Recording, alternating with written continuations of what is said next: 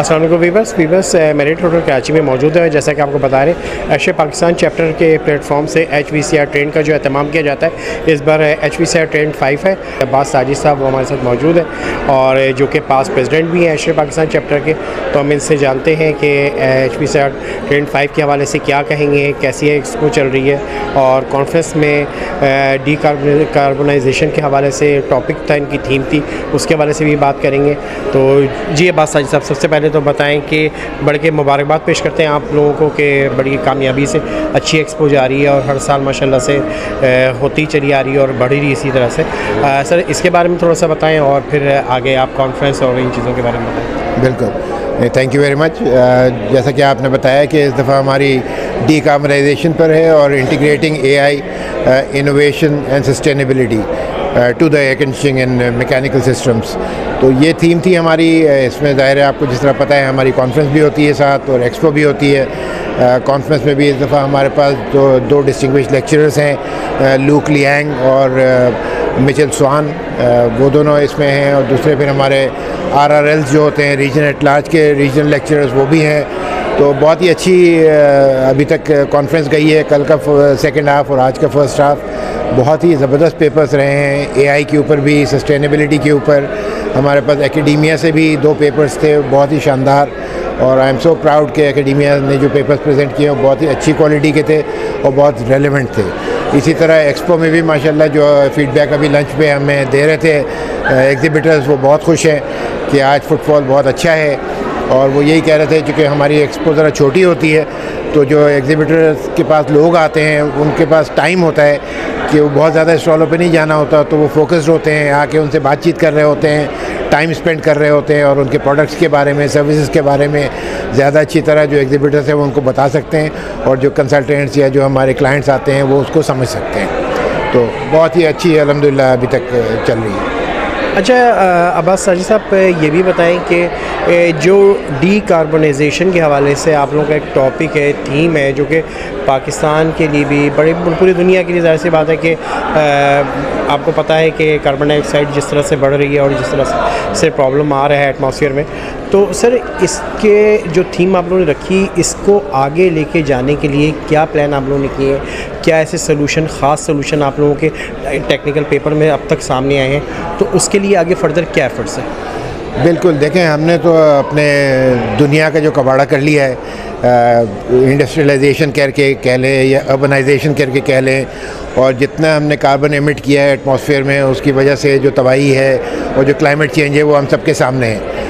और पाकिस्तान में हालांकि हम लोग कोई 0.5 to 1% of the total contributor हैं दुनिया भर की जो कार्बन एमिशन है उसके अंदर, लेकिन उसके फ्लिप साइड पे हमारा जो क्लाइमेट इफ़ेक्ट है वो हम 5 of the most affected countries in the world में आते हैं। जो तबाही मच रही है, जो थोड़े से टाइम में बहुत ज़्यादा बारिशें हो रही हैं, हमारे ग्लेशियर्स मेल्ट हो रहे हैं, फ्लडिंग हो रही है, वो आपने देखा कितनी तबाही पिछले 2-3-4 साल में, इस साल भी हमारे यहाँ बहुत ज़्यादा तबाही हुई है।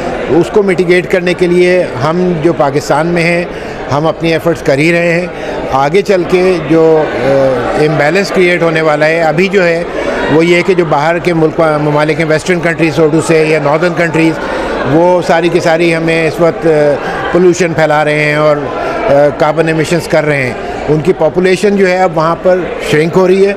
हमारे यहाँ की जो पॉपुलेशन है वो विद टाइम बढ़ रही है और उसके साथ साथ अर्बनाइजेशन बढ़ रहा है।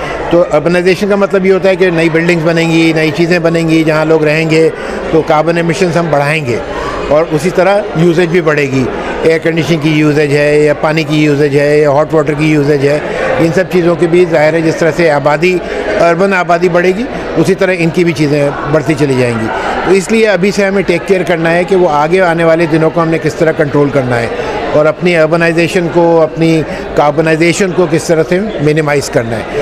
इसके ऊपर बहुत सारे पेपर्स अभी जो पढ़े गए हैं और जो आज एक पैनल डिस्कशन भी है इसके ऊपर, उसमें यही आ रहा है कि जो नए मोड्स हैं ऑफ एनर्जी एफिशिएंसी उनको किस तरह किया जाए, उसके अलावा नए कंस्ट्रक्शन मटेरियल्स किस तरह से किए जाए, जो इनको हम पैसिव कहते हैं मेजर्स। तो ये एक्टिव और पैसिव मेजर्स दोनों को मिलाकर हम आगे चलेंगे तो इंशाल्लाह कुछ ना कुछ हम बेहतरी कर सकेंगे इसमें।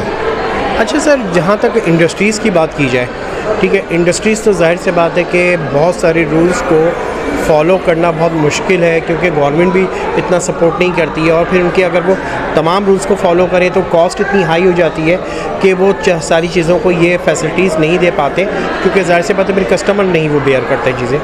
तो इस साइड पर कुछ आप लोगों ने सोचा है, इसके हवाले से क्या है? जी बिल्कुल, आप जो बात कह रहे हैं वो सही थी, मैं कहूँगा अब सही नहीं है, बिकॉज़ अब हम मजबूर हैं कि हमारी एनर्जी कॉस्ट भी इतनी बढ़ती चली जा रही है।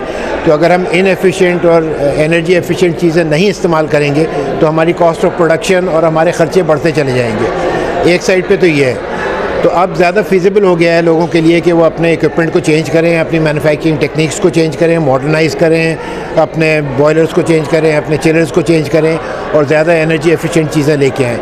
दूसरे साइड पर जो हमारी एक्सपोर्ट ओरिएंटेड इंडस्ट्रीज़ हैं, उनके जो सप्लायर्स बल्कि जो इम्पोर्टर्स हैं जो इनसे चीज़ें ख़रीदते हैं, अब उनकी रिक्वायरमेंट्स आ गई हैं ग्लोबल, बिकॉज़ वो सिग्नेटरीज़ हैं बहुत सारे पैक्ट्स के, जिसके अंदर के लाजमी है कि जिन कंपनीज से वो चीज़ें ख़रीद रहे हैं वो भी एनर्जी एफिशिएंट टेक्निक्स अपनाएं। तो अब उनको सर्टिफाई करना पड़ेगा यहाँ की कंपनीज़ को, अगर वो एक्सपोर्ट करना चाहते हैं, कि हाँ उनके यहाँ जो प्रोसेसेस हैं, उनके यहाँ जो इक्विपमेंट है वो इतनी एफिशिएंसी के हैं। तो अब ये एक मजबूरी बन गई है। और आपने देखा होगा, शायद नाम सुना हो, एकॉर्ड पाकिस्तान। एकॉर्ड पाकिस्तान जो कंपनी बनी है वो एक ग्लोबल जो हमारे बायर्स हैं उन्होंने उनको हायर किया है कि पाकिस्तान में जो टेक्सटाइल्स हैं, ख़ास तौर से जहाँ से वो टेक्सटाइल की चीज़ें ख़रीदते हैं, उनके प्रोसेसेस को चेक करके सर्टिफाई करें कि वो एफिशिएंट हैं या नहीं हैं। अगर वो एफिशिएंट नहीं होंगे तो वो रिकमेंडेशन देंगे कि आप इस तरह से एफिशिएंसी बढ़ाएं, वरना फिर वो एक्सपोर्ट नहीं कर पाएंगे। अच्छा सर, ये तो आपकी बात बिल्कुल सही है, लेकिन कस्टमर का जो एक प्रॉब्लम है वो वहीं पर रहा कि कॉस्ट बढ़ जाने का, इंडस्ट्री बिजनेसमैन का जो एक प्रॉब्लम है कॉस्ट बढ़ जाने का। तो सर क्या गवर्नमेंट लेवल पे इस चीज़ को आप लोग लेके जा रहे हैं कि वहाँ से कोई सब्सिडी वगैरह मिले जहाँ पे यहाँ पे बिजनेसमैन को सपोर्ट मिल सके और जिसका ज़ाहिर से पता है डायरेक्टली जो कस्टमर को बेनिफिट मिले?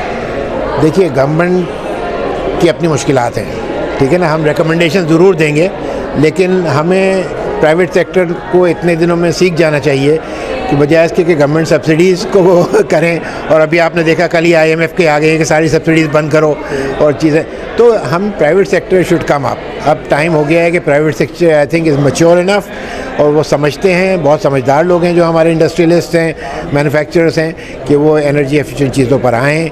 थोड़े से इनिशियल इन्वेस्टमेंट तो होगी, लेकिन उसका पे बैक बहुत क्विक है, 3 साल 4 साल में पे बैक हो जा रहा है। तो ये तो बहुत अच्छा बिज़नेस प्रॉपोजिशन है जिसको लोगों को समझने की ज़रूरत है कि वो एनर्जी एफिशिएंट चीज़ें बताएंगे तो उनकी कॉस्ट बहुत कम हो जा रही है मैन्युफैक्चरिंग की। बहुत बहुत शुक्रिया sir. Thank you very much, बहुत शुक्रिया आपका।